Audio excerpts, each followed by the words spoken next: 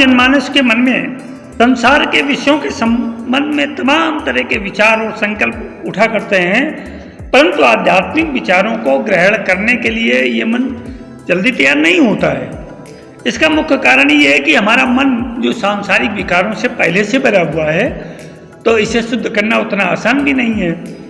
निष्काम कर्म, जप, प्राणायाम आदि साधनों द्वारा अगर हम इसे चाहें तो विकारों से मुक्त कर सकते हैं और इसकी प्रवृत्ति को आध्यात्म की ओर मोड़ सकते हैं, परंतु इसके लिए भी हमें कठोर परिश्रम करना पड़ेगा।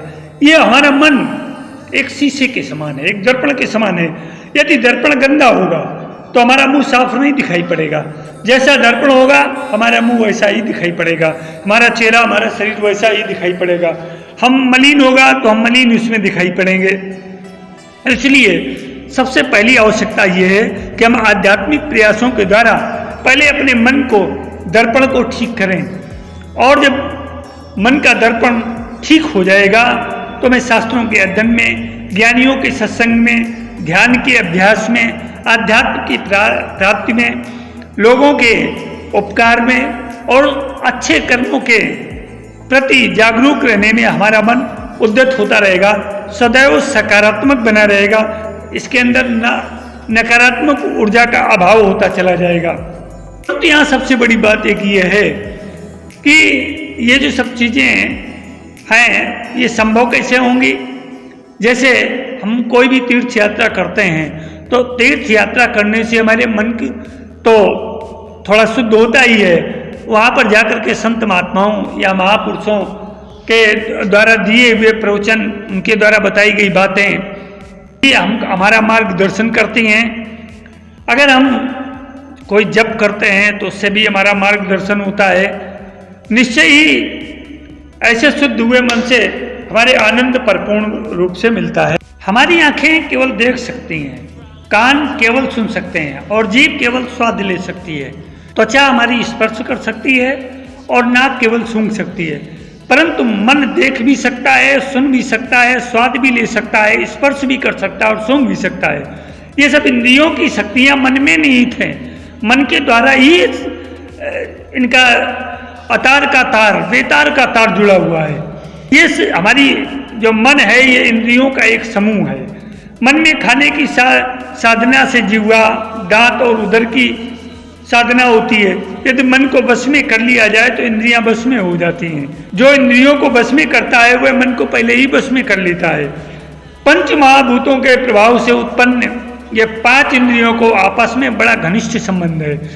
नासिका और गुदा की उत्पत्ति पृथ्वी तत्व से हुई है। नाक सात्विक भाग से और गुदा राजसी भाग से है। दोनों आपस में संबंधित इंद्रियां हैं और दोनों सबसे कम दुख देती हैं और इसका संयम भी जल्दी हो जाता है। वह और लिंगेंद्रिय जल तत्व से बनी हुई है।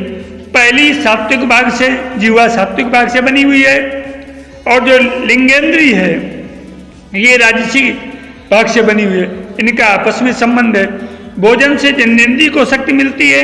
यदि जीवा को बस में कर लिया जाए तो अन्य इंद्रियां सहज ही बस में आ जाती हैं। सबसे ज्यादा चंचल और दुष्प्रभावी, दुखदायी जननेन्द्रिय है।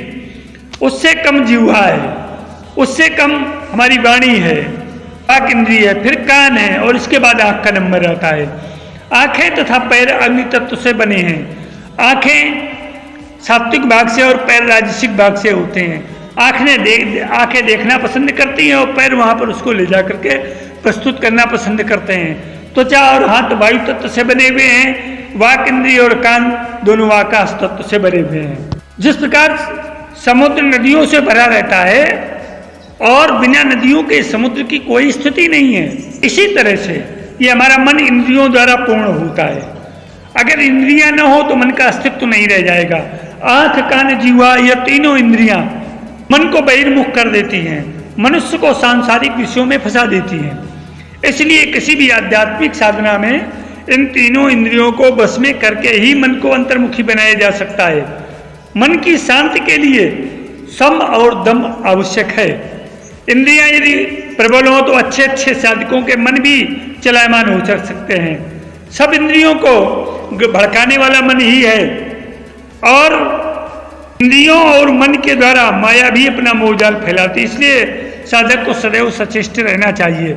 वैराग्य और साधना के द्वारा दम का अभ्यास करें। उदाहरण के लिए मिठाई के बाजार में खूब पैसा लेकर जाओ और अच्छी अच्छी मिठाइयाँ देखो, देख करके घूम करके चले आओ और मिठाई खरीदो नहीं। और उत्तम भोजन की मन में अभिलाषा उसे भी मत करो, साधारण भोजन करो। तो इस तरह से आपकी जीवा बस में आ सकेगी और इच्छा शक्ति भी आपकी बढ़ेगी। यदि आप चाय छोड़ने का संकल्प कर लें और जीवा को कुछ अंश तक बस में कर लेंगे, बढ़िया भोजन छोड़ दो, सारे इंद्रियों के उपभोग के सारे पदार्थ छोड़ दो, तीव्र तप का अभ्यास करो, तब से इंद्रियां दुर्बल हो जाती हैं और मन हठात बस में आ जाता है। कुछ समय तक मौन रहने से हमारी वाक इंद्रिय ये संयमित हो जाती है। मन के चंचल रहने का एक बड़ा कारण दूर हो जाएगा और आपको शांति का अनुभव होगा। अब दृढ़ निश्चय के साथ ब्रह्म का ध्यान करो, अध्यात्म साधना के पथ पर आगे बढ़ो। बोलने से पहले 2-3 बार सोच लो, विचार करो कि आपके शब्द दूसरों पर क्या असर डालेंगे। धीरे धीरे मौन का समय बढ़ाते रहो, यहाँ तक कि महीनों तक बिना बोले तुम्हारा काम चल जाए। मन का अनुमान सदा बात को बढ़ाया करता है, इससे बचना चाहिए। शब्दों को ठीक ठीक तोलकर बोलना चाहिए। मन का मौन वाणी के मौन से भी उत्तम है। जबरदस्ती वाणी का मौन करने से मन के साथ बड़ा झगड़ना पड़ता है, प्रयत्न करना पड़ता है। इसलिए ऐसा अभ्यास करना चाहिए कि मौन स्वाभाविक हो जाए, करना न पड़े, ये स्वभावतः मौन हो जाए। ये अपने आप भीतर से उत्पन्न होना चाहिए, तभी पूर्ण शांति मिलती है। कि मन जीता तो जगत जीता। एक और प्रकृति है, दूसरी ओर ब्रह्म है। मन इन दोनों के बीच में पुल का काम करता है।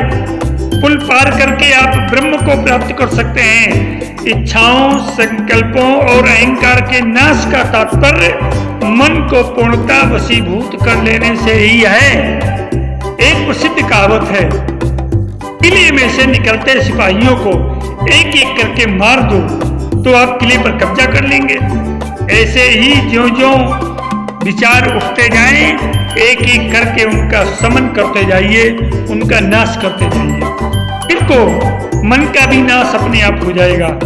बराबर परमात्मा का विचार करते रहो, आप बड़ी सुगमता से इस अजेय मन को भी जीत लोगे। जैसे सफेद कपड़ों पर गुलाबी रंग अच्छा फैलता है, इसी प्रकार जब मन शांत हो जाए, सारे लोगों की तरफ से उदासीन होए, सारी इंद्रियां अंतर्मुखी हो जाएं और मन के अज्ञान का नाश हो गया हो, और तब सद्गुरु के उपदेश शिष्य के मन में प्रवेश करके प्रभाव दिखाएंगे। मन का पूर्ण संयम केवल ब्रह्म विचार द्वारा ही हो सकता है।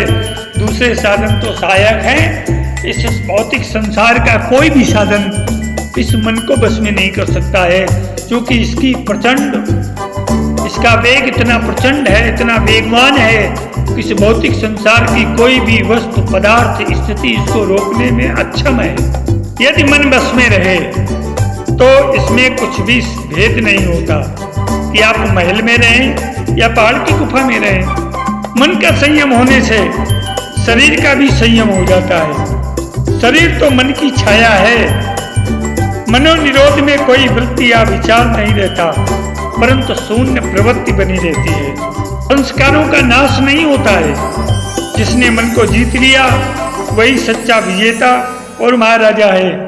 जिसने इच्छाओं और मन को वश में कर लिया वही सच्चा परमवीर है। तो मेरे अध्यात्म प्रेमी जिज्ञासु मित्रों, अगर मन को वश में करना है तो मन को वश में करने के लिए आपको अध्यात्म पथ का पथिक बनना पड़ेगा। तभी आप पूर्ण रूप से मन को वश में कर सकते हैं। वरना इस भौतिक संसार में रहते हुए आज तक कोई मन को वश में नहीं कर पाया। अगर मन को वश में कर पाया होता तो बुद्ध को राजमहल और वैभव छोड़ करके जंगल में ले जाना पड़ता। कृष्ण जीवन भर दर दर भटकते रहे, जबकि उनके पास सारे साधन संसाधन थे, महायोगी थे। वो जो चाहते अपनी इच्छा मात्र से संभव कर सकते थे, परंतु जीवन को संघर्षों पर डाल करके उन्होंने इस संसार को संदेश दिया गीता के रूप में। मेरे प्रिय इतिहास प्रेमी बंधुओं, आप भी इससे कुछ सीख लीजिए। यह वीडियो निश्चित ही आपको पसंद आएगा। इसको लाइक, शेयर और सब्सक्राइब अवश्य करें। का जीवन की यात्रा की संख में सप्रेम अभिवादन।